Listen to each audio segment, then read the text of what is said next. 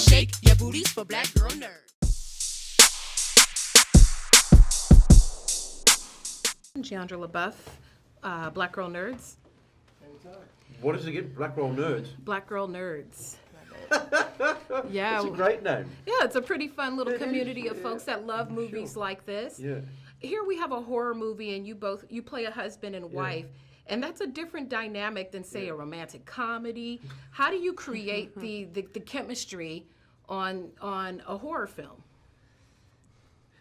First of all, you know it's essential. You know, you've got to. This is an ordinary couple, you know, with 2 children, and that's part of the setup before it all goes crazy. And we found it together by, you know, you want to find it and find the time to find it on screen or together, rather than just define it with words or discussions. You know, and you know, I was very lucky with Amy that she's just cool, that we could work it out together on set and find it and not be worried about treading on toes or having to, you know, define or write down, you know, exposition-wise who we are and what we believe in. Right, and also we also have a weird sense of humor, so I've always find humor is a really good way to get comfortable with somebody, really fast. Yeah.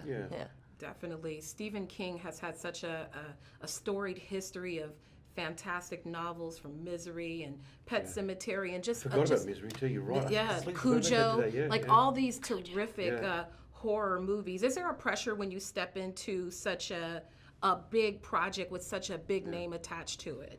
Yes, there is. Of course, there is. What could you describe what that's like for the folks who watch it? Look, I think people, you know, you do this because you love it as well. I mean, you know, we love these books. And so you want to, you know, nobody wants to make a bad movie or tell a bad story.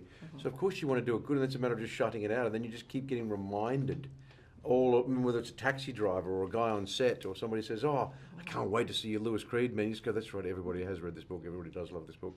There's a lot of people out there." And you just try and shut it out of your mind, you know, because essentially, you know, they're every people characters, and you've got to come with them to enjoy this film and this book. And the book does that brilliantly of letting you into them.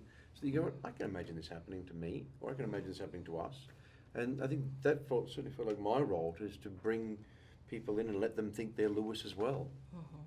There are so many scary elements in addition to the Pet Sematary itself, with the smoke and the fog and the people.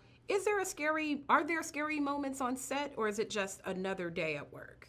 Does it feel frightening to you?